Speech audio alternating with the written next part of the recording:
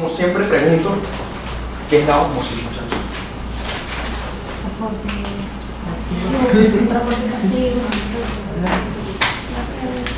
Transporte pasivo del solvente a través de una membrana selectivamente permeable o Es el transporte pasivo del solvente a través de una membrana selectivamente permeable al soluto.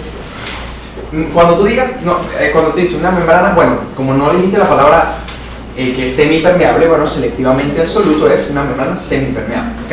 Entonces puedes disminuir eso en una membrana semipermeable. Entonces ese es el paso, o ese es el paso, el transporte pasivo, que sería una especie de difusión de agua a través de una membrana semipermeable, ¿ok?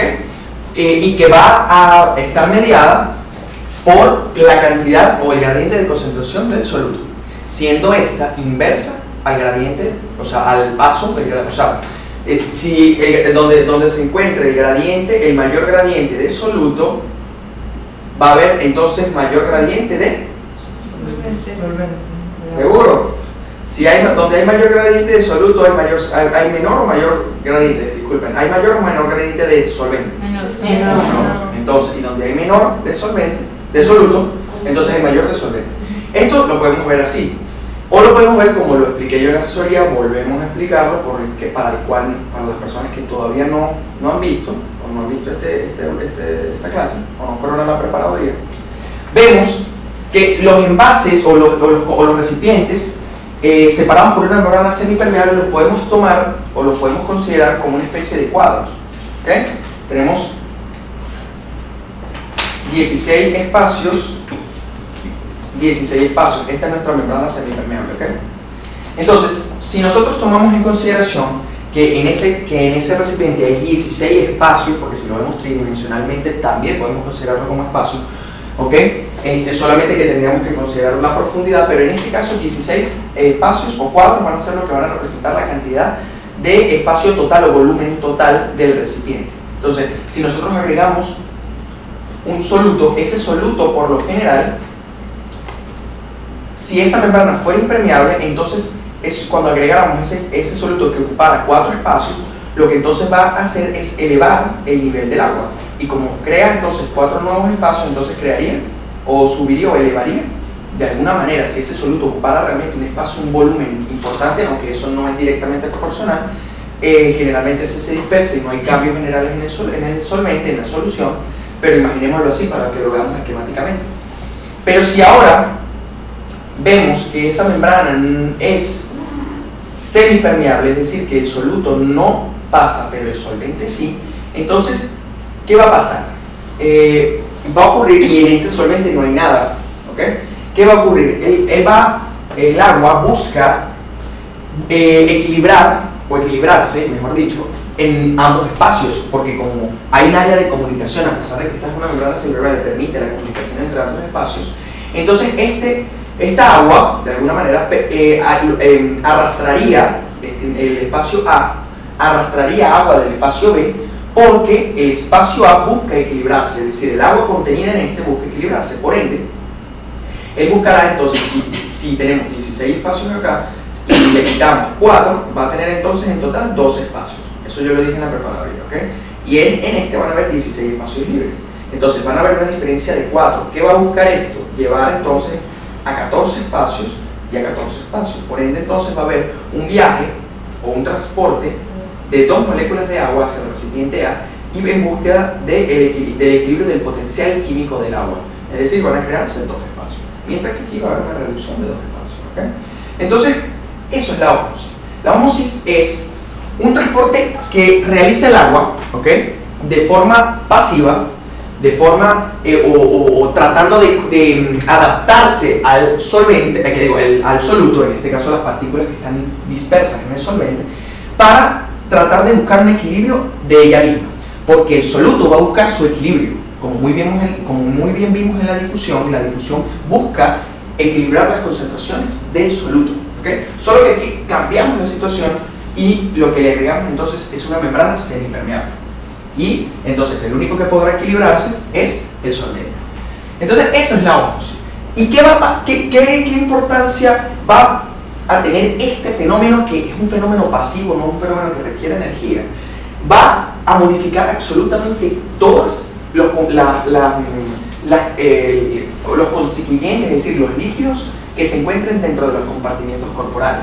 Es decir, se le hace más fácil al cuerpo manejar solutos que manejar el solvente. A pesar de eso, hay canales para el solvente, que son lo que hablábamos ayer, las acuaporinas.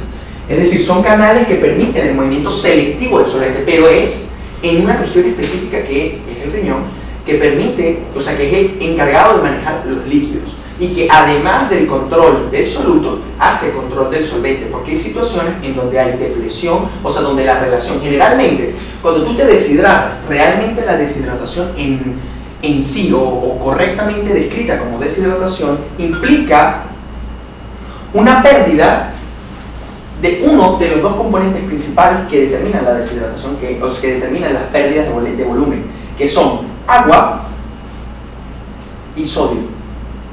Cuando hay una pérdida, cuando se dice que un paciente está deshidratado, el paciente tiene una pérdida una pérdida de agua netamente, ¿ok?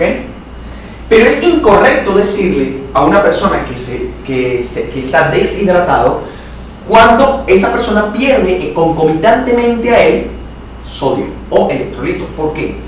Porque se dice que hay una correlación entre porque como el sodio, hay una correlación entre el movimiento de sodio y agua, porque se dice que los solutos arrastran agua. Esa es la propiedad. Es decir, de que si nosotros llegamos a pasar selectivamente a través de esta región, poco a poco, iones, glucosa o una partícula osmóticamente activa, como vamos a ver hoy, entonces esa partícula arrastra agua consigo, porque al haber un movimiento de una partícula, en este caso que se encontraba en el componente, en el espacio B, pasando al A, va a disminuir la cantidad de espacios de agua en relación con el componente B, y nosotros podemos interpretar esto como espacio intracelular, y también podemos interpretarlo el B como espacio extracelular.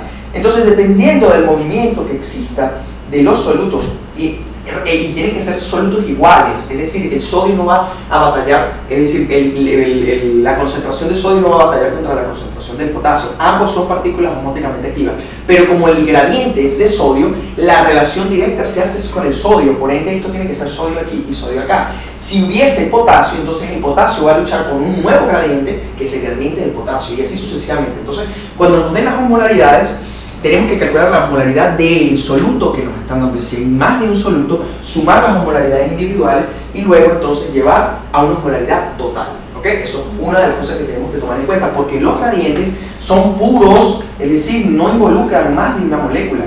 Es decir, sodio con sodio, agua con agua, muy bien lo digo, y en el caso potasio con potasio. Entonces, ¿de qué nos va a servir esto? De que ustedes nunca se han preguntado por qué el sodio está más concentrado afuera y el potasio adentro. Nunca se han preguntado eso. Porque si está adentro, entra agua, toda el agua de O sea, no, pero la pregunta es, ¿por qué? O sea, ustedes dicen, miren, resulta que se determinó que el potasio estaba en 140 mil equivalentes dentro y el sodio estaba en 135, 145 mil equivalentes fuera. ¿Por qué? ¿Qué hace que la célula tenga más potasio? ¿Y por qué no es al revés? Porque ambos son partículas osmóticamente activas y están en parecidas concentraciones. Tenemos 140 dentro de potasio y 135 a 145 de sodio. Prácticamente lo mismo. Entonces son partículas osmóticamente activas que tienen prácticamente la misma concentración, y como son monopolares, además tienen los mismos moles de valencia. ¿Ok? Entonces van a generar efectos osmóticos muy parecidos, a pesar de que sus gradientes se manejen diferentes. Y son prácticamente el potasio dentro de las células combate indirectamente con la osmolaridad, es decir, el efecto osmótico del sodio afuera. Si yo reduzco el potasio y no reduzco el sodio, pasaría lo que estás diciendo. Tendríamos un medio hiperconcentrado, hiperosmolar afuera, y tendríamos un medio hiposmolar adentro, lo que entonces nos llevaría a sacar a la salida de agua al espacio extracelular. ¿Ok? Pero ahorita vamos a ver todo eso. Bueno, ¿sí me están siguiendo todo lo que estoy diciendo? Ok. Entonces, pero les pregunto, ¿por qué entonces esto no es inverso? O sea, 135, 45 de sodio adentro y 140 de potasio afuera. Es una pregunta más de curiosidad, no es una pregunta importante ni relevante en la definición. ¿Por qué la bomba funciona así? ¿Por qué la bomba tuvo que...? O sea, miren, ¿por qué la bomba? ¿por qué la bomba es de sodio y potasio? ¿Por qué la bomba saca sodio y mete potasio? Para el equilibrio de las cargas. Claro, pero en base a un o sea, ¿por qué? O sea, ¿y por qué no es al revés? ¿Por qué el potasio no puede estar concentrado afuera y no adentro el sodio? Nunca se han preguntado eso, nunca se han hecho, o sea, ¿por qué 135 y 140? O sea, nunca he tenido curiosidad de eso. Resulta que eso se ve más en, no sé si en biología, el Alberts creo que explica un poco de eso. Y es porque la célula, y eso es, bueno, cuestión de curiosidad, si quieren averiguar eso. Resulta que la célula originaria, es decir, las primeras células de la Tierra, estaban expuestas a una alta concentración de potasio fuera. Se dice que las primeras células que existieron en la Tierra vivieron bajo concentraciones elevadísimas de potasio, pero que luego pasó, se dice que cuando la Tierra evoluciona y cambian las características meteorológicas, ¿qué ocurre? Hay una alta incidencia de sodio fuera, o sea, empieza a caer sodio y las células comienzan a morirse. Entonces, ¿qué hace la célula? La célula había adaptado mecanismos, es decir, conformaciones proteicas de los ácidos nucleicos, de sus funciones celulares, adaptadas a esta concentración de potasio. O sea, las macromoléculas se habían adaptado a esto. Entonces, ¿qué pasó? Llega el mundo, les cambia todo, y ellas, ¿qué tienen que hacer? Ellas tienen que compartimentalizarse, es decir, crear la membrana plasmática para mantener estas concentraciones, porque le cuesta menos cambiar, o sea, tratar de mantener estas concentraciones iguales que intentar cambiar toda su maquinaria celular adaptada a concentraciones de sodio. Entonces, ellas se compartimentalizan y crean, sintetizan, o sea, eso les digo muy rápido, eso fue un proceso de evolución, crean la bomba sodio-potasio para crear entonces ese gradiente, mantener ese gradiente con esas concentraciones a contra del gradiente, ¿ok? Eso es curiosidad. Entonces, bueno, eso es importante, porque esas concentraciones tienen que mantenerse así, porque si llegase a suceder de que las concentraciones se alteran, es decir, esto sube o baja, esto sube o baja, lo relevante no va a ser tanto la modificación electrolítica. ¿Por qué? Porque estas concentraciones de 145 miliequivalentes de sodio y de potasio generalmente cambian, es decir, si ustedes ven, o sea, para que esto cambie tienen que haber millones y millones de iones que pasen, o sea, que estén pasando a través de la membrana, o que se escapen o que entren. Y por ende, o sea, para la función celular que se expresa en milivoltios, como ya lo vamos a ver, que es para los potenciales de membrana, cuando ya hay cambios demasiado elevados de estos, generalmente los potenciales de membrana se activan para que los mecanismos contrarreguladores lleven de nuevo esta concentración. Si esto no se puede hacer, la célula envía una mensaje de apoptosis y se comienzan a morir las células. ¿Por qué? Porque, ¿qué ocurre? Hay una disfunción de la bomba sodio-potasio y la célula comienza a hincharse. Es decir, si dado el caso de que la bomba dejara de funcionar, se pierde el potencial de membrana y la célula entra como en un fallo generalizado. Por ende, es función nuestra mantener esta concentración, y en urgencias esto es una de las cosas más vitales que determinan la sobrevida del paciente, el manejo hidroelectrolítico. ¿Ok?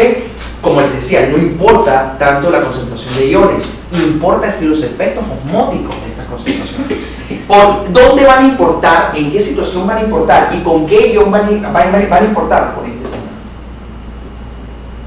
con el potasio. Porque el potasio, si se dan cuenta en sus concentraciones extracelulares, está en 3.5 miliequivalentes litros. Eso quiere decir que está en muy bajas concentraciones y que cambios bueno, ya hablamos de cambios de menos 1 a cambios de más 1 miliequivalentes, traen concentraciones, o sea, traen problemas a nivel de la conducción cardíaca.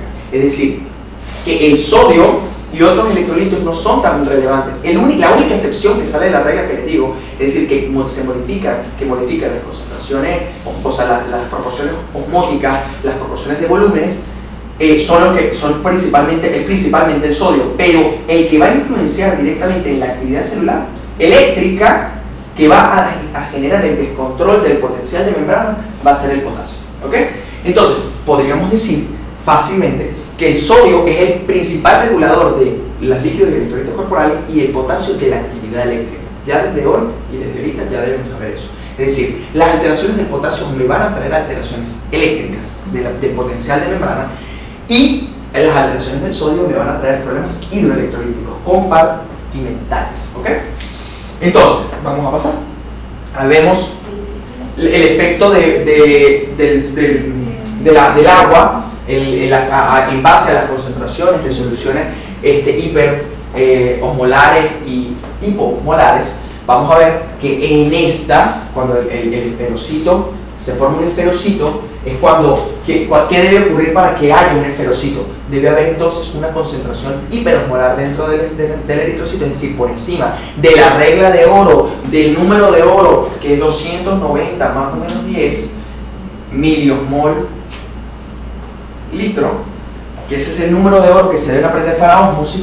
Cuando se supera esa osmolaridad debido a que hay una alta concentración de electrolitos, entonces va en relación al medio externo, que se va a mantener constante en esa concentración de osmoles litro. Entonces va a haber una cantidad de agua excesiva afuera en relación a ella, que va a llevar entonces a la entrada del agua, la entrada de agua, y un proceso que se denomina turgencia. Ese proceso de turgencia va, si se supera la resistencia globular del eritrocito y la resistencia de la membrana y de su citoesqueleto a esa presión que se genera, esa presión osmótica que se genera dentro del eritrocito, entonces el eritrocito se rompe, ¿ok? O se lesiona, es decir, no se termina de explotar, estallar, sino que se fragmenta, ¿ok? Pierde su función y tarde o temprano se va a dañar. Mientras que el efecto contrario sucede cuando este eritrocito, el medio se encuentra en concentración, tiene una concentración hiposmolar, ¿ok? Es decir, tiene bajas concentraciones tiene altas concentraciones de soluto que va a arrastrar agua. Es decir, aquí el medio interno es el que tiene más de 290 miliosmol y por ende arrastra agua. Y en el caso del otro, en donde hay una alta concentración de electrolito fuera del eritrocito en el espacio intracelular, van a arrastrar agua y van a llevar al eritrocito a crenar, es decir, para volverlo un crenocito, un proceso que se denomina plasmólisis, en donde el eritrocito se encoge, ¿ok? Y esas estructuras que vemos acá, estas estructuras que vemos como si fueran pedícelos, son parte de ese citoesqueleto que se opone a ese cambio de la membrana plasmática, ¿ok? Entonces, el conocimiento de esto es sumamente importante, porque esto no solamente le pasa a los eritrocitos, le pasan a muchísimas células del cuerpo que se ponen ante cambios en la osmolaridad, ¿ok? Entonces, ¿pero por qué se utilizan los eritrocitos? Porque son denominados los osmómetros perfectos. Es decir, los osmómetros, me refiero a los medidores naturales de ósmosis. Nosotros sacamos una muestra de sangre, vemos cómo están los eritrocitos y fácilmente podemos decir si no tenemos cómo sacar electrolitos séricos, porque para determinar eso tendríamos que sacar los electrolitos, sumarlos con la fórmula que ahorita les vamos a ver, pero ya viendo los eritrocitos nosotros podríamos decir si están o no alterados dependiendo de la ósmosis, sin necesidad de calcular osmolaridad, ¿okay? Además de los signos clínicos del paciente, que hay signos clínicos de deshidratación y signos clínicos de sobrehidratación. Vamos entonces a determinar que un paciente está deshidratado cuando la relación agua-sodio es diferente. El paciente está deshidratado cuando él pierde agua sin perder sodio, es decir, el sodio se acumula en el espacio intravascular. Pero cuando el sodio pierde agua, cuando el cuerpo pierde agua y sodio, entonces ya es incorrecto llamarlo deshidratación. ¿Ok? El nombre, el nombre que recibe eso, el nombre correcto cuando esto sucede se denomina hipovolemia, pero no puede llamarse deshidratación porque no se está perdiendo solamente agua, se está perdiendo sodio. ¿Ok? Entonces es un proceso de hipovolemia. Eso es simplemente a nivel de conceptos. Entonces, cuando definimos ósmosis, ¿qué tenemos que considerar? ¿Okay? Antes de eso, tenemos que considerar los tipos de membrana en la naturaleza, ya ayer lo hablamos, permeables, semipermeables e impermeables, y la función básica de las membranas biológicas, como procesos compartimentales o como procesos que favorecen la compartimentalización y procesos que permiten el paso selectivo tanto de solutos, dependiendo de sus características físico-químicas, como del agua. ¿Okay? Como dije ayer, no hay membrana que deje pasar soluto y no deje pasar agua. ¿Por qué? Porque el agua tiene una capacidad de paso, porque ella primero es polar no cargada, es decir, ella tiene un coeficiente de difusión relativamente, o sea, no es el máximo, pero sí, no es comparado con el oxígeno y el CO2, sino que tiene un coeficiente de difusión aceptable que permite pasar por la membrana.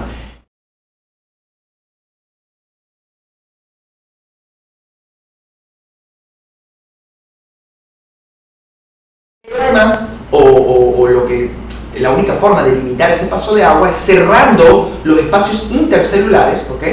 A través de moléculas de adhesión, de unión fuerte, de unión estrecha, ¿ok? Permitiendo que solamente el paso de agua sea permitido por la membrana, y eso disminuiría realmente el paso de agua, ¿ok? Otra forma de acelerarlo es con lo que las proteínas que dije, las acuaponinas, que ellas sería por el mismo proceso, porque el agua se mueve por ósmosis, no se mueve por difusión, pero es una difusión que recibe un nombre especial por ser el caso de los líquidos. Entonces podríamos tener ósmosis de agua u ósmosis de algún elemento que sirva como solvente. Por eso muy bien la descripción que hicieron, o sea que la definición que hicieron, porque es de solvente, o sea, no necesariamente tiene que ser agua, ¿okay? Entonces los fundamentos de la ósmosis es que muchas membranas biológicas no restringen el movimiento de agua al mismo grado que a los solutos. El agua atraviesa la membrana hacia las regiones donde es mayor la concentración total de solutos, eso ya lo hablamos. Hay direccionalidad en el movimiento de agua, hay flujo. Ese flujo se puede calcular. Hay un flujo osmótico que, estoy pensando, no mentira, no voy a dar flujo osmótico porque eso no se ve en la carrera. El flujo osmótico se puede calcular porque en la universidad ustedes van a ver que le van a preguntar dónde hay paso de agua, pero no a cuánta cantidad, cuántos mililitros de agua están pasando por segundo de un espacio a otro, ¿ok? Entonces, la forma de conocer eso es a través del cálculo del flujo osmótico, que tiene que ver o está en relación con la presión osmótica, ¿ok? Esa presión osmótica va a generar, dependiendo de su magnitud, a través de una ley muy sencilla que se llama la ley de Ohm. La ley de Ohm me habla de flujo es igual a gradiente de presión entre resistencia. ¿A qué se va a llamar resistencia? A la dificultad que tenga esa agua de pasar, ya sea a través de los espacios intercelulares o a través de las acuaporinas, siendo las acuaporinas unas facilitadoras de resistencia, disminuyendo la resistencia de la misma. Entonces, a mayor resistencia, menor el flujo, ¿ok? Y a mayor presión o mayor diferencial de presión, porque no es presión absoluta, es presión entre dos compartimientos. Es decir, si tenemos un compartimiento A y un compartimiento B, el A tiene mayor presión, ¿ok? Mayor presión, en este caso se llamaría mayor presión osmótica, ¿ok? Esa presión osmótica, ¿qué haría? Esa presión osmótica se opone al flujo osmótico, pero de alguna manera, como yo lo explico, es más entendible. El concepto es ese, el flujo es la presión que se opone al flujo osmótico, pero es de alguna manera como voy a explicarlo. El flujo osmótico es, la presión osmótica es la presión que hace expandir la célula. Es decir, expandir el compartimiento, porque claro, el flujo osmótico está yendo hacia acá, es decir, el flujo osmótico es este. Pero la presión osmótica de alguna manera está empujando. Yo por motivos para que la gente entienda, lo hablo de esta manera, es la presión que empuja la membrana hacia afuera. Entonces, si hay mayor presión osmótica, entonces, ¿qué va a pasar? ¿Qué creen ustedes? Cuando yo les digo, aquí hay mayor presión osmótica, ¿qué acá? Ok, basándonos en los conceptos, sin fórmulas, sin nada, simplemente análisis. Si yo les digo que el medio intracelular tiene una mayor presión osmótica que el medio intracelular, que el medio extracelular, ¿qué ocurriría? ¿A dónde hay paso de agua? Ya con simplemente conocer los dos conceptos de ósmosis y de presión osmótica, ya con eso podemos decir ya eso. No, lo único que no vamos a tener números. Ajá. Si yo le digo, hay mayor, o sea, la presión osmótica es mayor en este lado, es decir, empuja con mayor fuerza que la presión osmótica de acá, ¿ok? ¿Dónde hay flujo de agua? ¿Hacia dónde hay flujo de agua? Hacia afuera. Vamos a ponerlo con nuestro marcador. Entonces habría flujo de agua hacia afuera, ¿ok? ¿Están de acuerdo todos con eso? Sí. ¿Todo el mundo está de acuerdo con eso? ¿Todo el mundo está de acuerdo con eso? Yo digo que no, porque si tú estás diciendo que hay mayor presión adentro, es decir, que está entrando más agua, lo que está aumentando es la presión. Entonces no puede salir agua porque disminuiría la presión. Entonces, lo estás viendo como parte, pero enfocándolo de alguna manera que podría dejar dudas. Esa explicación de la profesora. ¿Por qué? Te explico. ¿Con qué elemento debe existir para que haya mayor presión osmótica? Si ustedes estudiaron la fórmula R por T por osmolaridad por el coeficiente de reflexión de Stallman. ¿Okay? Si tenemos que la molécula es completamente impermeable, es decir, hablemos de sodio, que se encuentra, o mejor dicho, potasio, para que no nos saquemos esa idea de que el potasio está más elevado dentro. Tenemos una concentración de potasio y resulta que aquí tenemos manganeso. Entonces, el manganeso tiene, la concentración del manganeso es menor afuera que la concentración del potasio adentro. Y olvidémonos del gradiente, digamos que ambos son completamente impermeables a la membrana. Entonces, yo estoy diciendo que adentro hay mayor osmolaridad y por ende hay mayor presión osmótica, porque en la fórmula que es R por T por osmolaridad por el coeficiente de reflexión de Stallman me habla de que todos estos factores son directamente proporcionales a presión osmótica. ¿Ok? Si hay un aumento de estos señores, que es temperatura, que es el coeficiente, pues el coeficiente real, universal de clases ideales y la osmolaridad, se supone que la presión osmótica va a ser mayor. Entonces, si yo le estoy diciendo que hay mayor concentración, ese medio intracelular es hiper o hiposmótico en relación al medio externo. Hiper. Entonces, si yo hablé en la primera imagen de que en el medio intracelular está hiperosmótico, es decir, que hay una gran concentración de soluto dentro en relación a la concentración de soluto fuera. Entonces, ¿hacia dónde hay más agua? ¿Dónde hay más agua? Se supone que yo les hablé de los espacios. Supongamos que aquí hay 16 espacios y hay 16 espacios afuera. Se supone que aquí hay mayor cantidad de espacios ocupados por el soluto porque hablamos entre medio y afuera. Entonces, ¿hacia dónde va el agua? Ahí está. Pero, ¿qué pasa? Que yo lo explico de la siguiente manera. Presión osmótica es la presión que expande la célula. Al expandirla, entra agua para ocupar el volumen. Esa es la forma en la que yo enfoco, para que la gente entienda que a donde hay mayor presión osmótica va a expandir, y por eso es que la célula se expande, porque la presión trata de empujar hacia afuera la célula, hacia el compartimiento donde está. ¿Qué va a pasar? Que la va a lograr porque la membrana es muy maleable, muy flexible, va a empujarla y ese espacio es como si ustedes tuviesen un recipiente que tuviese poros. Entonces, resulta que el recipiente es como una bomba que tiene agujeros. Ustedes le meten una manguera y esa manguera entonces pero es una manguera de aire. Vamos a ver si me explico igual. Esa manguera de aire permite que el aire que entra a ese globo, que está inmerso en una piscina de agua, al momento de que se introduzca aire en ese globo va a entrar, pero resulta que ese globo está lleno de poros. Entonces esos poros de alguna manera van a permitir la entrada de agua. Supongamos que es algo como eso, esa presión que empuja el globo hacia afuera y que como esa membrana está perforada o que permite el paso de agua, va a entrar y va a ocupar ese volumen. ¿Sí? Okay.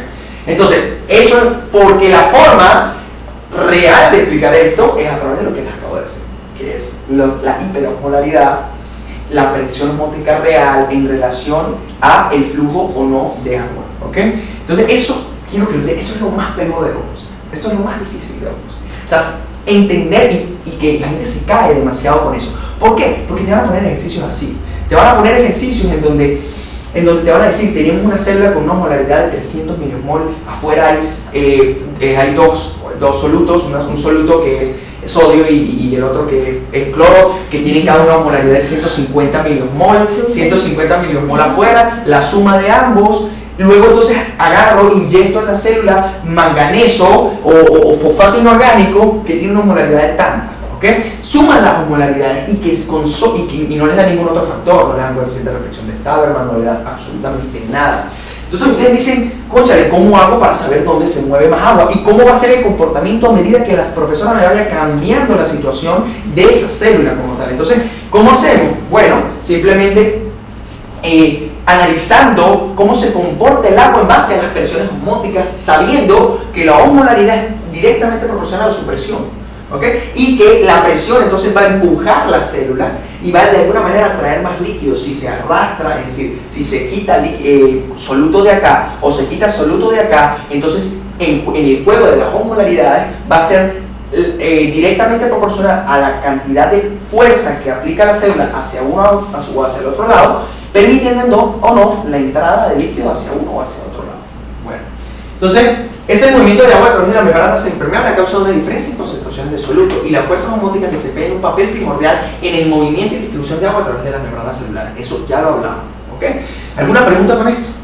Entonces, bueno, repitiendo otra vez la explicación que acabo de dar, es como si ustedes tuviesen un pistón, en este caso hablando de la presión osmótica. Ustedes tienen un pistón que se opone al movimiento de agua basado en el gradiente de concentración de soluto, donde está mayor concentración de soluto, ¿okay?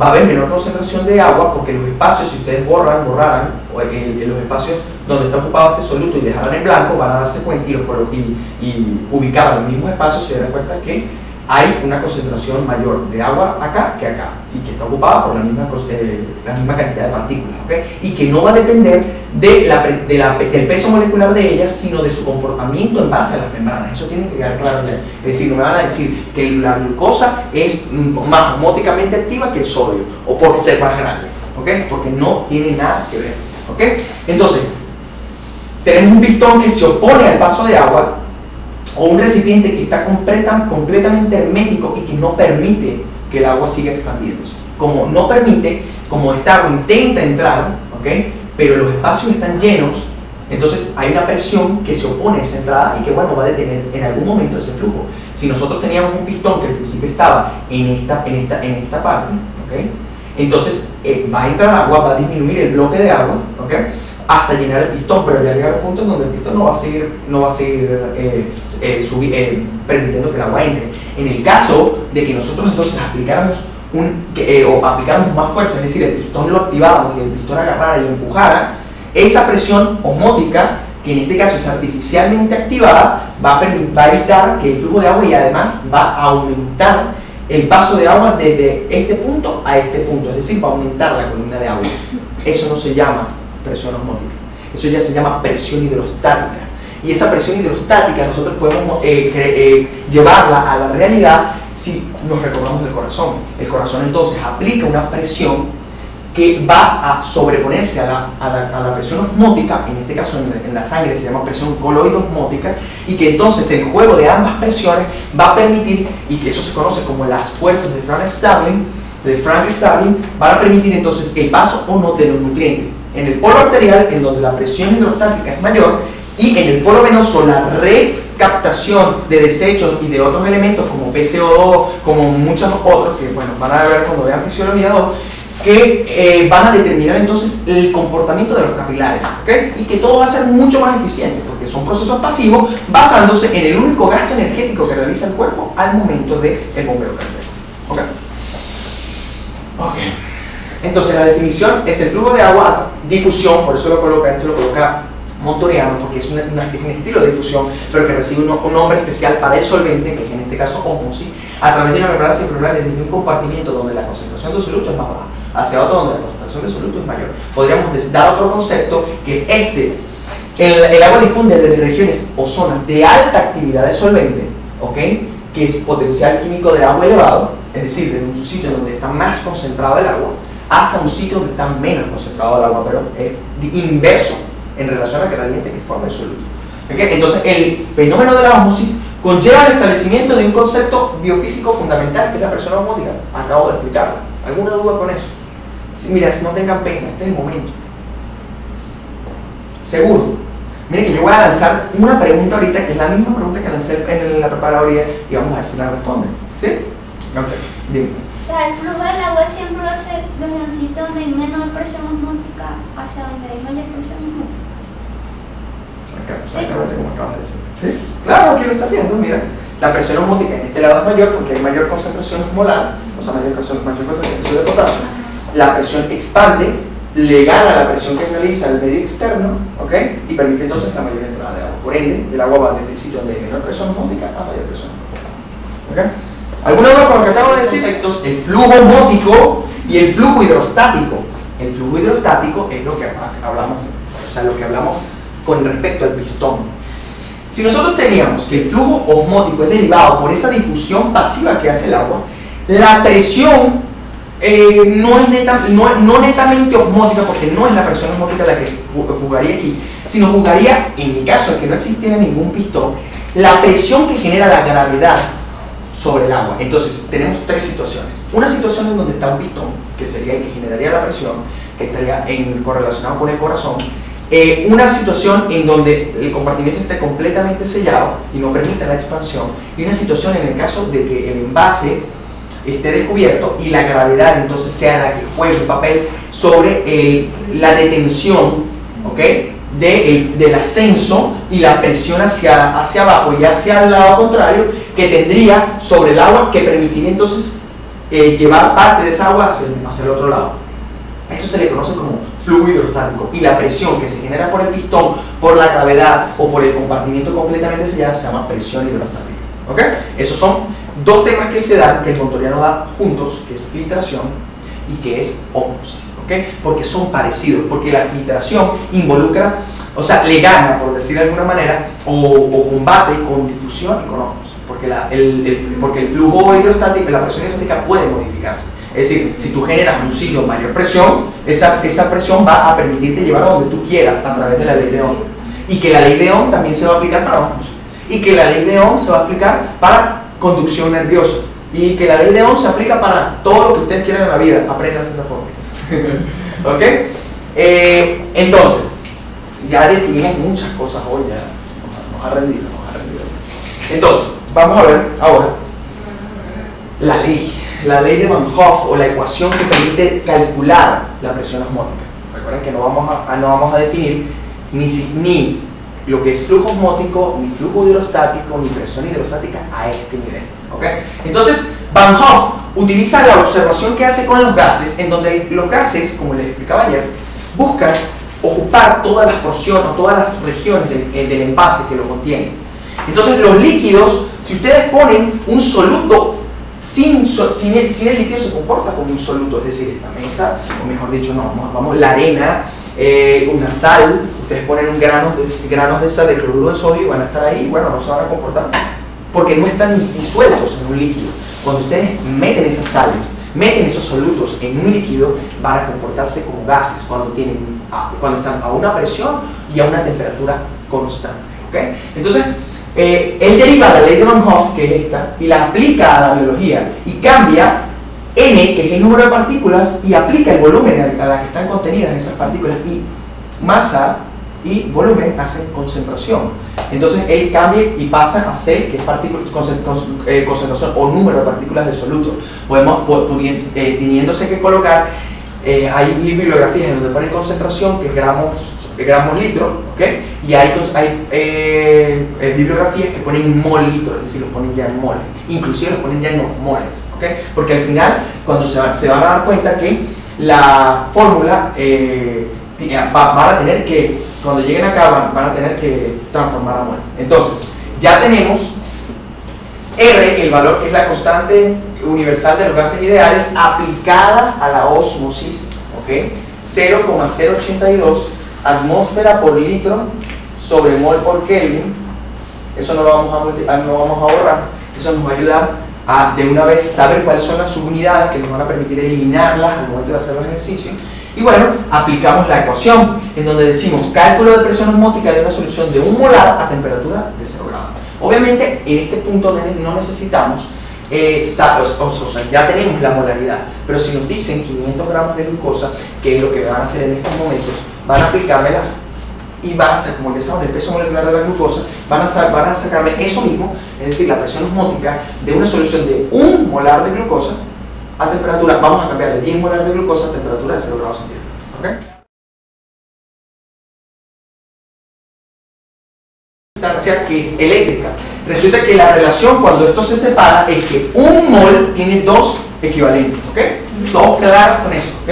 Entonces lo que le vamos a agregar es el factor de corrección o factor I, que se le agrega para ese tipo de... Entonces teníamos cloruro de sodio, entonces se nos olvidó cuando nosotros, porque nos lo dieron en mol, porque la sal, o sea, eso dice, no, la sal tenía una molaridad de tanto y se metió en el líquido, y bueno, se nos olvidó. O sea, no calculamos los moles porque, bueno, tienen que estar pendientes de... Eso fue un error que me metieron en mi examen, en donde ella ponía una gráfica. Entonces la gráfica ella decía los comportamientos que debe pasar y hablaba de una solución que era electrolítica. Y casi nadie se dio cuenta de que era un electrolito, unos pocos, se dieron cuenta. Y como era un electrolito, se tenía que multiplicar el doble y ocasionar entonces una molaridad mayor. ¿Okay? Entonces tiene que estar pendiente y colocar el factor de corrección. Y entonces, dependiendo del número de partículas osmóticas, es decir, del número de sustancias en la que se divide esa molécula original, ya vimos anteriormente muchos ejemplos, vimos gluconato, vemos carbonato de calcio, cloruro de potasio, vimos muchísimas cantidades de cosas, acetato de sodio. Entonces, bueno, ya tienen que estar pendientes de esto, ¿ok? Y bueno, esto es muy importante, lo vamos a ver más adelante, el equilibrio de Gibbs-Douglas. El equilibrio de Douglas nos habla de otra importancia que tiene agregándole a esa cantidad, a esas sustancias cargadas sobre la osmolaridad y el movimiento de partículas cargadas. Justamente vamos a ver que dentro de las células van a haber unas partículas que son osmóticamente activas, que son estas señoras, las proteínas. Las proteínas intracelulares no pasan la membrana plasmática. Por ende, y como ellas se comportan como aniones intracelulares, entonces ellas generan, además de un efecto osmótico, generan un efecto electrostático. Es decir, ellas van a servir como patrón de referencia para la carga que va a tener la membrana. Es decir, si en este lado vemos 1, 2, 3 y 4 cargas negativas y vemos 1, 2, 3 y 4 positivas, se dice que ese interior está electroneutro. ¿Okay? Pero por X o Y, un potasio llegase a salir hacia acá, entonces esa carga positiva migra hacia el exterior, porque resulta que en vez de que haber 1, 2, 3 y 4 que se acompañan, sino pasan a haber 3, entonces ya hay un gradiente extra que juega un papel en el movimiento del potasio. Ya no es solamente carga, sino por gradiente químico, permitiendo que este saliera de acá, ¿ok? Y entonces la membrana quedaría cargada negativamente. ¿Por qué? Porque hay un exceso de carga negativa en el interior de la membrana y hay un exceso de carga positiva en el exterior de la membrana. ¿Sí me entendieron todo eso? ¿Alguna duda? Porque esto es lo que va a determinar que entiendan todo lo que viene de aquí en adelante. ¿Ok? Entonces, ¿qué va a pasar? Que en esas partículas osmóticas, si están cargadas, también van a generar efectos eléctricos que van a modificar el potencial de membrana. Porque ¿qué va a buscar la célula? Miren la condición inicial y miren la condición final, en donde la diapositiva nos dice que en el interior celular existen proteínas con carga negativa que no pueden atravesar la membrana, ya que la misma es impermeable a la membrana. Son moléculas o aniones no difusibles. ¿Qué pasa? Resulta que comienza un reordenamiento. En la condición inicial, ¿qué ocurre? ¿Qué molécula está está en capacidad de moverse por esa membrana? ¿Quién da más? ¿Qué molécula está en su condición inicial de moverse al interior celular? Cloro. ¿Por qué? Tenemos que el cloro está cargado negativamente y aquí esto está electroneutro. ¿Qué movería el cloro? La concentración. El gradiente de concentración. Entonces, teníamos que el gradiente de concentración va a mediar ese paso, pero entonces cuando el cloro entre, la primera molécula de cloro va a cargar entonces negativamente la membrana. Entonces, ¿qué va a hacer? Va a hacer que ¿quién se mueva después? Entonces, miren eso, pasivamente los gradientes de concentración y los gradientes eléctricos juegan un papel de intercambio de moléculas entre uno y otro, hasta que llega un punto donde todo se equilibra. ¿Cómo se equilibra? Se equilibra en un punto en donde el gradiente químico iguale al gradiente eléctrico, es decir, en el equilibrio electroquímico. Y ese equilibrio electroquímico existe y se calcula. ¿Y cómo se calcula? Se calcula de la siguiente manera. Eso lo vamos, no les voy a dar la fórmula ahorita, sino después. Es que ¿qué voltaje se necesita para evitar que el flujo, que siga existiendo flujo químico, o sea, flujo por gradiente? ¿Qué tiene que hacer esta célula? Cargarse a una o cargarse, obtener un voltaje, un potencial de membrana que sea lo suficientemente negativo, positivo, o ya lo vamos a ver, que evite que esto se mueva. ¿Ok? Entonces ya lo vamos a ver. Eso es lo que quiero que vean. Y eso es lo que va a determinar los potenciales de equilibrio, que van a determinar a su vez la ecuación de Nernst y la ecuación de Goldman, que van a permitir entonces que una célula se encuentre en potencial de membrana en reposo a menos 90 milivoltios y que debido a una acción externa pase de menos 90 a más 30 milivoltios. ¿Ok? Entonces, con esto ustedes entienden ¿qué parte entienden con esto? La del potencial de membrana en reposo. Vamos a decir, ¿quién determina el potencial de membrana en reposo? Copia. 1.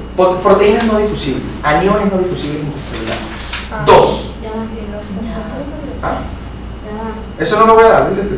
No, que eso no fue lo que dijo la profesora. Bueno, sí. Debe ser el fosfato inorgánico. ¿Y qué? ¿Y el fosfato inorgánico? ¿Qué más? Vamos a ver si te decimos. No, ella dijo eso nada más. No, vale, más. Ella dijo eso nada más. Claro, porque son los aniones, pero aniones, yo no dije proteínas, dije aniones no difusibles. Aniones no difusibles implica fosfato y proteínas. ¿Y qué otra cosa? Vamos a ver. Vamos a poner. ¿Pusiste a grabar, Sí. Sí, eso está grabado. Que se me había olvidado. ¿Qué otra cosa ustedes creen que establece el potencial de membrana en reposo? Pónganse a pensar. ¿Qué determina que una célula tenga un potencial de menos 90? ¿Qué creen que ocurre? Yo les dije una cosa, que es que la energía se gasta de muchas formas. Entonces, si la energía se gasta de muchas formas, ¿en qué se gasta más la energía? En la bomba. Esa es una de los factores. Entonces sería como segundo factor la bomba ácido potasio. Y la tercera sería la presencia variable de canales iónicos. ¿Ok? Porque eso es lo que va a determinar la resistencia y la conductancia de los iones en la membrana. ¿Ok? Esos tres son los principales factores que determinan el potencial de membrana. Por eso lo pregunta el doctor Noreiro. La doctora Sánchez lo preguntó en mi examen. No lo he vuelto a ver, pero por si acaso. Entonces, entonces, ¿qué va a ser la consecuencia de que exista este equilibrio de Gibbs-Downey? De que los iones van a moverse y van a buscar un gradiente, un equilibrio. Pero si solo existiese la presencia de iones no difusibles, así como lo dijo la doctora, de que solamente existe eso, entonces los iones se moverían y siempre y cuando se cumplieran las condiciones para que estos estuviesen en un gradiente, un equilibrio electroquímico, no importara qué le va a suceder a la célula, si lo que importa es el gradiente electroquímico, independiente de que si eso conlleva a un aumento del volumen intracelular o a una disminución del volumen intracelular. Entonces, ¿qué hace la célula? Miren esto. Las consecuencias de esto, dice, se establece un gradiente eléctrico y gradiente de concentración, estos dos últimos iguales y de signo opuesto. En consecuencia, la concentración de partículas es desigual a ambos lados de la membrana y se establece un gradiente osmótico con flujo de agua. ¿Por qué? Porque no le va a interesar el agua, le va a interesar ese gradiente eléctrico y químico que se mantengan iguales. Pero para mantener ese gradiente químico y eléctrico iguales, tiene que existir un movimiento de cargas que es desigual a ambos lados de la membrana. Entonces, ¿por qué? Porque nunca va a haber un movimiento igual de membranas, porque van a haber aniones no difusibles, que en este caso eran las proteínas. Entonces, las proteínas van a hacer que nunca exista un equilibrio. Entonces, si nunca va a existir un equilibrio, entonces ese flujo, ese movimiento nunca va a ser estable, por decirlo así, osmóticamente. Esto va a llevar como consecuencia al arrastre de agua y va a llevar la misma al compartimiento que contiene las proteínas, porque siempre va a tener más concentración, porque ellas nunca se van a mover de ahí. Por ende, ahora bien, ¿por qué no estallaría la célula o no estalla la célula con esta concentración elevada de partículas no difusibles y difusibles que se encuentran en su interior? ¿Por qué se adapta? Y ahí viene la bomba ácido de potasio. Entonces, la bomba ácido de potasio, ¿qué ocurre? Resulta que ella es sensible a las concentraciones de sodio y de potasio, y cuando ella empieza a ver que empiezan a flecar, es decir, empiezan a variar de esos parámetros normales, entonces ella comienza a trabajar más fuerte y ella comienza a bombear con mayor velocidad. Entonces utiliza más ATP y por ende la célula gasta más energía en tratar de llevar o de restablecer ese potencial. ¿Okay? Por ende, ella actúa fuertemente en las neuronas, en una fase que vamos a conocer como la fase 4 del potencial de acción. Entonces, ¿Qué importancia tiene esto también? A nivel, ya lo vimos a nivel eléctrico, a nivel intracelular, pero a nivel del intercambio es lo que yo les hablaba, las fuerzas de Frank Starling. Esto es la presión coloidosmótica, la presión hidrostática y la concentración de partículas tanto en el espacio intersticial como en el espacio intravascular va a determinar que se muevan o no sustancias hacia uno o hacia otro. Entonces, ¿qué va a llevar a esto? Esto va a llevar a que si esto no se controla correctamente, existan o exceso de líquido en el espacio intersticial, porque resulta que hay un aumento de la presión hidrostática, porque el corazón resulta que, bueno, se puso a bombear como loco, hay una descarga masiva y él empieza a generar por taquicardia un gasto cardíaco mayor, superior a lo normal, y resulta que el paciente es nefrópata, el paciente tiene no es una nefritis, sino una nefrosis. Es decir, hay una degeneración del glomérulo renal, el paciente comienza a perder proteínas y entonces comienza a disminuir la presión coloidosmótica del plasma. Entonces la única que medio se le oponía al corazón está fallando. Entonces eso hace que el espacio intravascular pierda presión osmótica y como la presión hidrostática que va hacia el intersticio está aumentada, hace que los líquidos vayan a plasma y que haya menos reabsorción. Como hay menos reabsorción, edema. ¿Ok? Esa acumulación de líquido en los espacios intersticiales. Entonces, ¿pero qué pasa? Que eso no generalmente es lo único que ocurre. Pueden ocurrir por múltiples causas ese aumento. Entonces, el juego de presiones es importante que lo conozcan desde ahora para el beneficio de ustedes desde el punto de vista clínico. ¿Ok? Y bueno, otra aplicación que tiene conocimiento de esta clase de ósmosis es el uso de laxantes. Vieron que esto es más calmado, profundizo más, que la preparado muy intenso. Entonces, ¿qué ocurre? El principio del uso de los laxantes es sus efectos osmóticos. La luz intestinal es altamente absorbente, pero resulta que aún así, habiendo elementos que la hacen altamente absorbente y con alta superficie de absorción, se pueden utilizar elementos que no son absorbentes. Eso es decir, por lo menos el sulfato de aluminio. El sulfato de aluminio no se puede absorber. Entonces, él es osmóticamente activo. ¿Por qué? Porque al ser no difusible, entonces actúa como una partícula osmóticamente activa. Entonces, él arrastra agua consigo. ¿Y qué pasa? Por lo menos en los pacientes con estreñimiento, entonces, donde ocurre una desecación, porque el contenido fecal permanece mucho tiempo en el colon y se deseca y permite, o evita que el tránsito intestinal, además asociado a un colon, que es un colon que tiene un peristaltismo disminuido, haga que entonces ellas se almacenen por mucho tiempo, ocasionando dolor, ustedes ya, si alguien es estreñido, bueno, ya saben. Entonces, ¿qué se utiliza? Se utilizan sustancias que humedezcan, que llenen de líquido las heces, ¿okay? Para que eso favorezca, disminuya la resistencia al pasaje. Además se asocia a que el agua comprima aún más, por su efecto de supresión osmótica, comprima más el ácido intestinal, y que el ácido intestinal, como es perezosa, entonces ese aumento de la presión aún más haga que ella se contraiga de forma refleja, y esa contracción de forma refleja haga que entonces el tránsito intestinal se medio normalice. Entonces, bueno, ¿cómo lo hacen? A través de eso, de sustancias que no son absorbibles. Entre ellas tenemos la glicerina, la lactulosa, el sulfato de aluminio, entre muchas otras. ¿Okay? Inclusive la fibra genera el mismo efecto, porque como la fibra no es absorbible, entonces la fibra genera efecto osmótico, humedece las heces y mejora el tránsito intestinal. Por eso que dicen, no, se es estreñido, come fibra. ¿Okay? Entonces, el producto comercial que les presento es el Colaite, que tiene 69.7 gramos disueltos, o las indicaciones es disolverlo en un litro de agua, y en el cual están contenidos en ese litro de agua estas concentraciones en gramos. ¿Ok? ¿Cuánto la presión osmótica?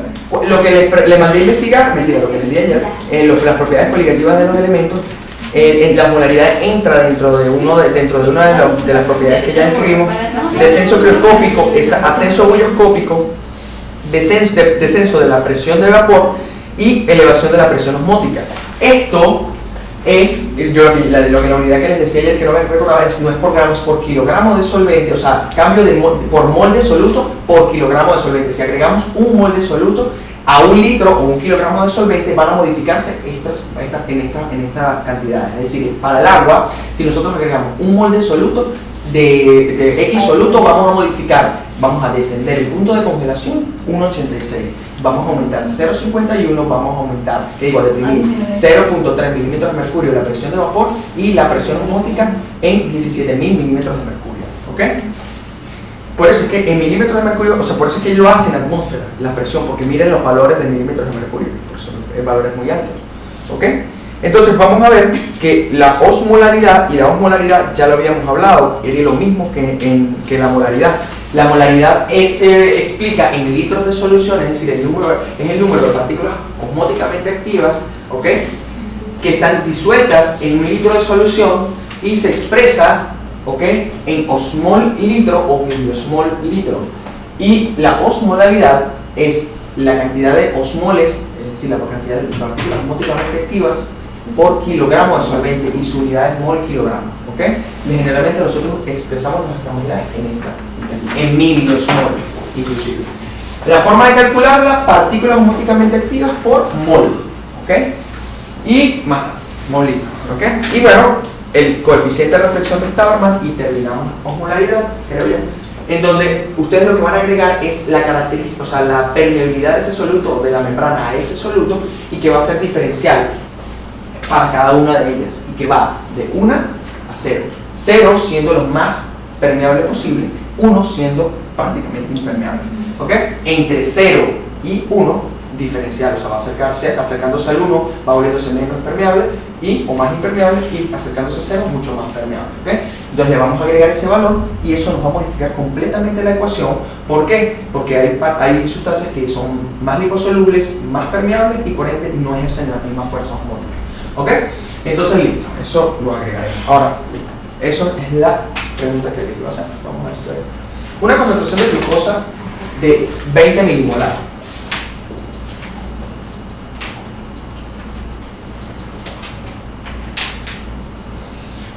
Con una coeficiente de reflexión de 0,9. Se generará un mayor flujo de agua con una concentración de urea de 50 milimolar litro, con un coeficiente de 0,2. ¿Verdadero o falso? ¿Qué consideran? ¿Eso es extracelular o intracelular? Ahí lo puse. Ah, ok. Okay.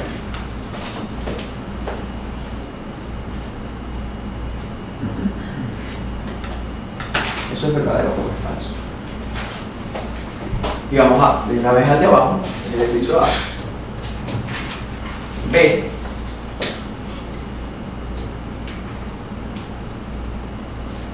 Una concentración de 150 milimolar con un coeficiente de 1 generará un mayor flujo de agua con una concentración de cloruro de sodio 145 milimolar con un coeficiente de reflexión de 1. Generará mayor. Esto es mayor flujo de agua o mayor flujo de agua. Es decir, usted tiene que indicar con una flecha hacia dónde se va a mover el agua. ¿Y la temperatura? No. Temperatura. No te la doy. No te la doy. No te la doy y no te la van a dar. Tú me vas a decir cómo con esos datos tú puedes decir hacia dónde se va a mover esa agua. Y bueno, mientras hacen los ejercicios, copien otra fórmula, la fórmula de osmolaridad plasmática. 2 por el sodio en equivalentes por el nitrógeno ureico en sangre entre 2.8 entre la glicemia sobre el 18. El nitrógeno ureico sanguíneo, y si utilizan urea es 60, ¿ok? Es 6 porque su peso molecular es 60.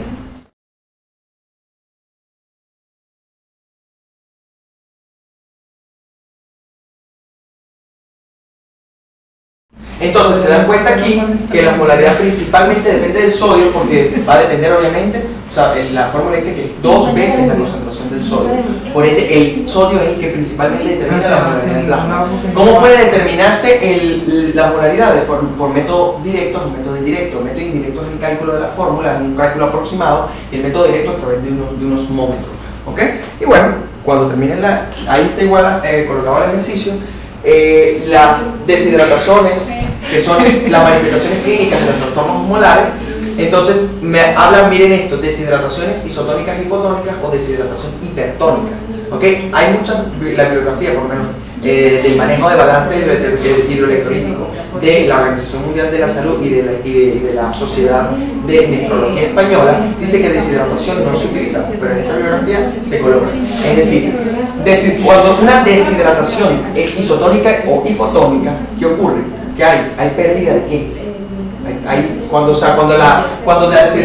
qué me está hablando de ¿por qué me está hablando de un balance? ¿Por qué? Porque aquí se pierde agua y se mantiene el sodio, ¿okay? Esto es una deshidratación verdadera, y una deshidratación hipotónica o isotónica es o que no se pierde agua o que se pierde acompañado de agua, se acompaña de pérdida de sodio.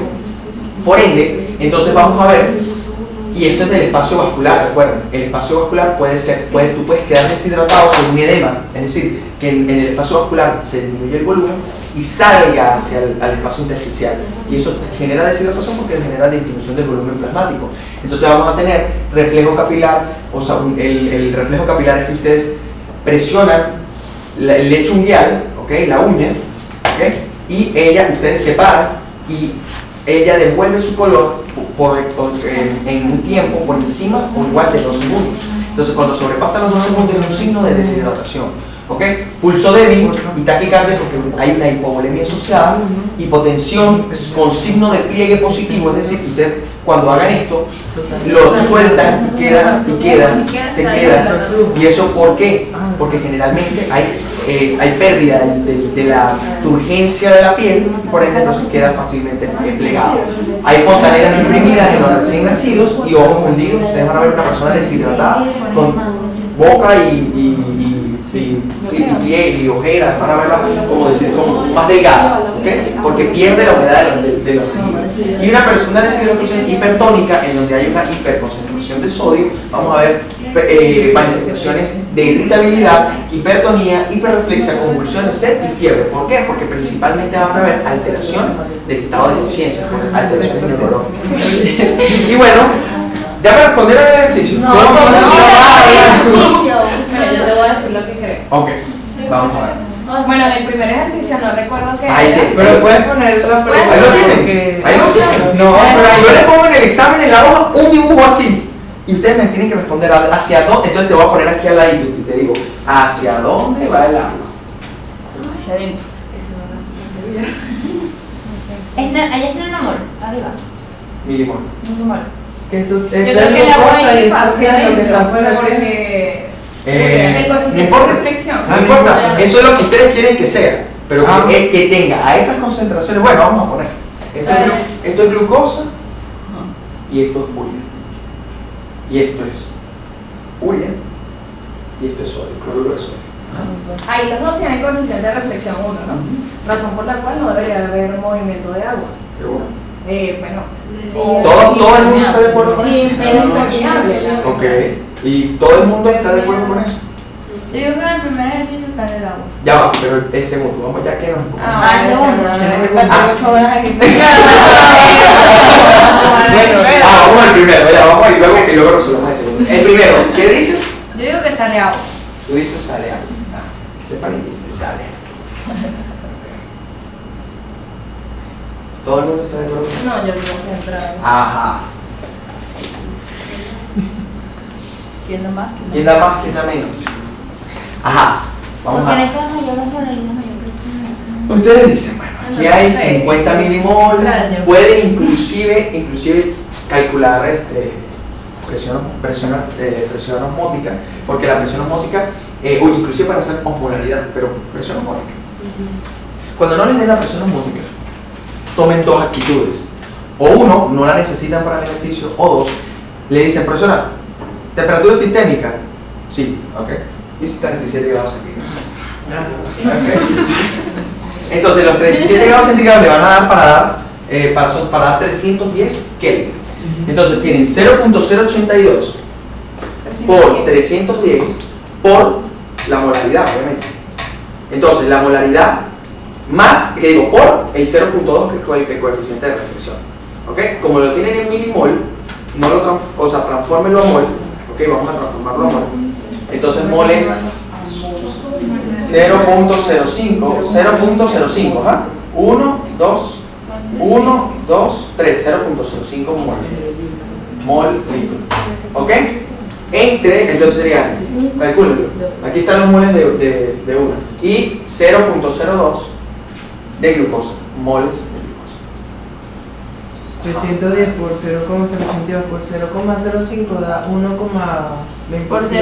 1,27. Ah, me faltaba. Ajá, 1,27, ahí multiplicarlo por 2, por 0.2. 0,25. Ya va aquí. 1.27. 1.37 por 0.2, ¿cuánto da? 0.25, ok, 0.25. Ajá, y en el segundo, dale, calculemos. Entonces 0.02 por 310 por 0.082 por 0.9. Entonces la osmolaridad de este da. Obviamente esto es osmol, pásenlo a miliosmol. Entonces pasa a 250 mil. ¿Qué digo? Sí. 0,45. Sí, ¿verdad? 250 mil. Ahí está. ¿Cuánto es el otro? 0,45. 0,45, ¿verdad? Ajá. Mili osmol. Te digo, No. osmol. Osmol. Y pasen esto. Esto es 0,45 osmol. Esto es 450 miliosmol. Andrés, Ajá. estamos calculando presión de Estamos hablando de la presión en atmósfera. Es lo que no Ay, entiendo. sí. Yo no sé Yo qué. también. No, muchachos, creo que yo tengo como de las 6 de la mañana dando clases, recuerden, disculpen. Esto es atmósfera. Ajá. 0,25 atmósfera. Ah, ok. Ajá. Esa es presión. Sí, es que no. Ajá, atmósfera. Estando en casi no más. Ajá. 0,45 atmósfera. Ok. ¿Qué milímetros de mercurio? Bueno, vale. Entonces, tenemos 0,25 el que genera la urea y 0,45 atmósferas la de la glucosa. Entonces, si dijimos que el flujo de agua iba a haber de un sitio de menor presión osmótica a donde hay mayor presión osmótica, entonces ¿dónde va a entrar o salir? Entra Entra el agua. Entonces, la respuesta definitiva es Ajá. dígame para los cálculos. Pero ya va. Tú lo estás sacando a o sea, ¿cómo te explico? Si tú ves un ejercicio Ok. sin calcular la presión osmótica, como tú acabas de decir, que se puede calcular de dos maneras, solo viendo esos resultados, ¿hay forma de sacarlo? Sí. Sí. ¿Por qué? Yo te digo por qué. Porque si yo te digo que el coeficiente de reflexión de Stavrna es 0,2, significa que prácticamente esa urea es prácticamente permeable. Recuerda que llegando cercano a 0 es más permeable. Entonces, mientras que la glucosa es 0,9, cuando tú dices 0,9 ya estás prácticamente impermeable, por ende que te va a hacer más osmóticamente activa va a ser la glucosa. Y a pesar de que esté a menor concentración, por el solo hecho de ser menos permeable a la membrana, ya está, pero necesitas calcularlo. Y bueno, aquí tienes la. ¿Ya? Y tienes lo que le dije, el flujo de agua va del sitio de menor presión osmótica al de mayor presión osmótica. Ahora, el de segundo, vamos. El coeficiente de reflexión es el mismo, razón por la cual no debería haber movimiento de agua. No hay movimiento de agua, es decir, nunca digan eso. No. Hay infarto a la profesora. Hay movimiento de agua hacia ambos lados. Pero Mira, lo mismo el que mismo. sale es lo mismo que Es decir, vamos a colocar esto que ya voy. No, no era eso. Lo que habían dicho. Ajá.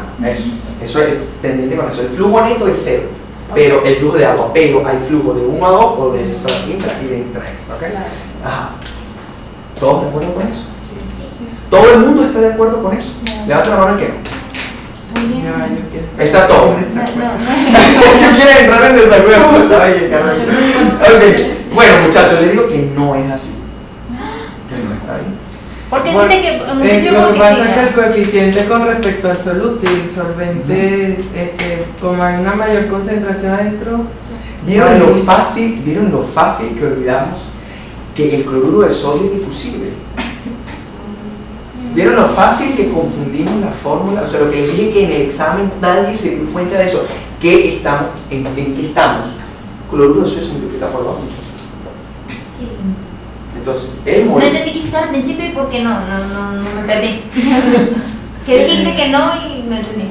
O sea, que no se dieron cuenta de que se enfocaron en el puro...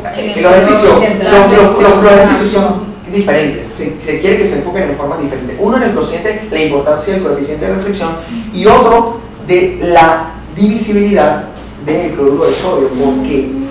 Porque resulta que si ustedes agarran el cloruro de sodio y intentan calcular presión osmótica, ustedes le tienen que agregar a ese 145 por 310 por el 0.082, multiplicarlo por 2. Y ahí está. Calculen. Ahí está. Mientras que la urea por 1. Entonces, ¿dónde hay mayor presión osmótica? Acá. Mayor presión osmótica. Por ende, el agua sale de menor presión osmótica a mayor presión osmótica. Por ende, el agua sale. Agua entra, agua sale. Entonces, esta ¿es verdadera o es falsa? Ah, no, mentira, esto es de cociente generará, es decir, glucosa generará un mayor flujo. Entonces, generará una concentración de glucosa con un coeficiente de reflexión, generará un mayor flujo. Obviamente, generará un mayor, como les estoy hablando de flujo, el flujo osmótico. ¿Okay? Como es flujo osmótico, entonces es generado por ese movimiento de agua pasivo. ¿Ok? Entonces, recuerden el concepto que les di acá, muchachos. Vamos bien atrás. Flujo osmótico, ¿ok? Miren eso, tienen que recordar. Flujo osmótico, ¿quién genera el flujo osmótico? ¿La que está más concentrada o la que está menos concentrada? Menos concentrada. ¿Quién es la que genera el flujo osmótico? ¿La que está más concentrada o la que está menos concentrada? ¿Quién es el que está generando que el agua se mueva de aquí a acá? La mayor concentración. Ok, fíjense de eso. Entonces es la que tiene mayor presión osmótica, ¿ok? Ajá. Entonces, eso para lo que tienen que considerar. Entonces, un coeficiente generará un mayor flujo, ¿sí o no? Generará un mayor flujo. Esto será, o sea, lo que está entrando acá, okay, o el hecho de que la glucosa entre, o sea, la glucosa hace que entre agua. ¿Esto es un flujo osmótico o un flujo hidrostático? ¿Esto es un flujo osmótico o un flujo hidrostático? Osmótico. Entonces es verdadero. Sí, es verdadero. ¿Por qué? Porque recuerden que las atmósferas que presentamos, 0.25 atmósferas, 0.45, esto está más concentrado de alguna manera. Entonces, ¿qué va a permitir? Que entre. Esto, como está más concentrado, permite que esto entre. El flujo que genera es el flujo osmótico. ¿Ok? Entonces, y la segunda es una concentración de urea, es decir, urea está dentro, que con un coeficiente de reflexión de 1 generará un mayor flujo de agua. Estamos hablando de flujo osmótico, que es una concentración de cloruro de sodio. ¿Ok? ¿Sí? ¿Sí me entendieron eso? Ok. Entonces ya podemos seguir con esto. Y ya vamos casi a terminar. Tomamos como 3 horas esta clase. Entonces, esto es importante, ¿por qué?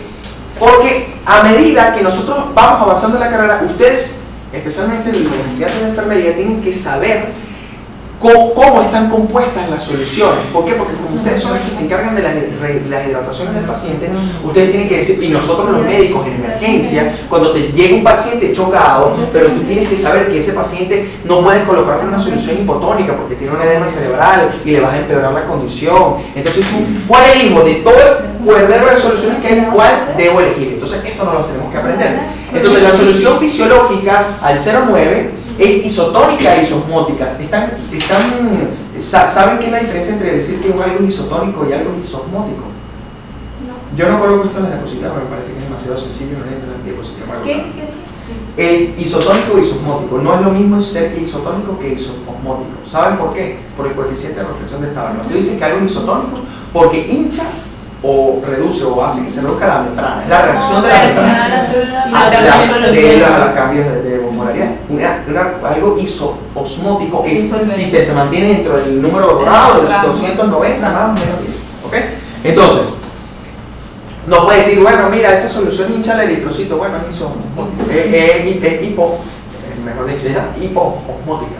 No, si te estoy diciendo que el eritrocito se hincha, no te estoy dando valores, es isotónico. Aquí digo hipotónico.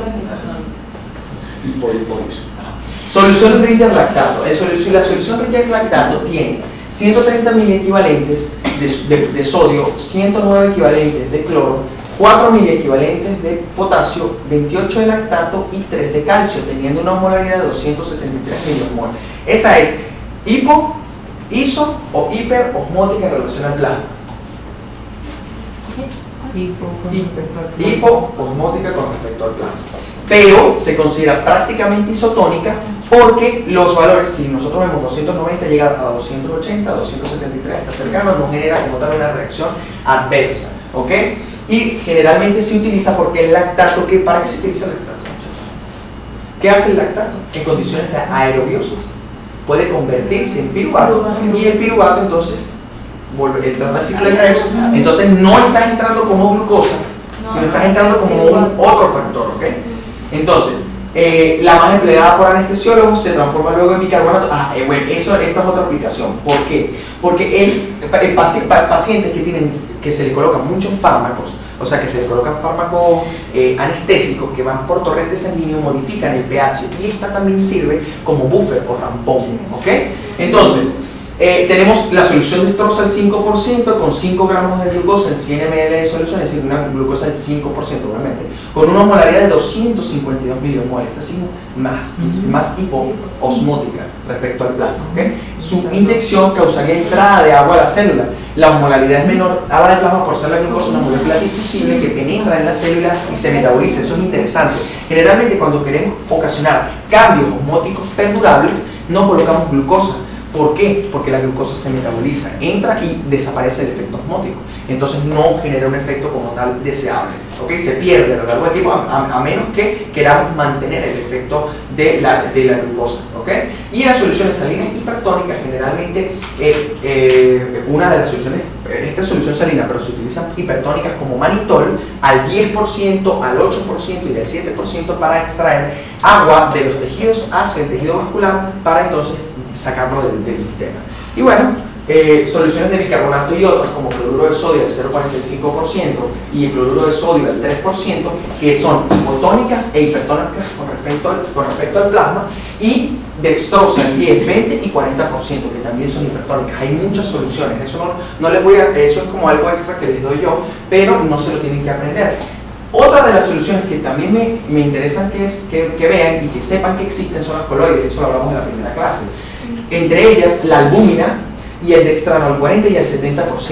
¿Por qué? Porque los coloides, como muy bien lo dije en la primera clase, se utilizan para restituir la presión coloidosmótica del plasma, porque como ellas no atraviesan los capilares, ellas permiten mantener entonces elevada esa presión coloidosmótica para permitir regular ese balance de las fuerzas de Florestan.